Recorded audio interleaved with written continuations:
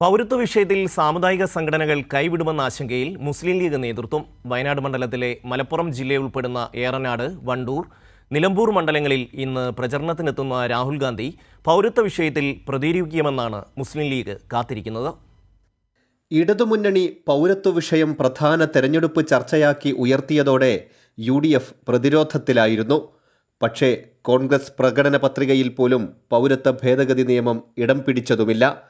കോൺഗ്രസിന് ഇക്കാര്യത്തിൽ വ്യക്തതയില്ലാത്തത് മുസ്ലിം ലീഗിനെയും വെട്ടിലാക്കി. പൗരത്വ നിയമ ഭേദഗതി BJPയുടെ തെരഞ്ഞെടുപ്പ് ആയുധം മാത്രമാണെന്നാണ് മുസ്ലിം ലീഗ് നേതാക്കൾ വിശദീകരിച്ചിരുന്നത്. ഭേദഗതി നിയമത്തിനെതിരെ മുസ്ലിം ലീഗ് കോടതിയെ സമീപിച്ചതും ജനങ്ങളിലെത്തിക്കാനായില്ല. ഇതിനിടെ സമസ്ത ഉൾപ്പെടെയുള്ള സാമുദായിക സംഘടനകളുടെ നേതാക്കൾ ഇടതുപക്ഷത്തോടൊപ്പം വേദി പങ്കിട്ടു. ഇത് തെരഞ്ഞെടുപ്പിൽ പ്രതിഫലിക്കുമെന്നാണ് മുസ്ലിം ലീഗ് നേതൃത്വം വിലയിരുത്തുന്നത്.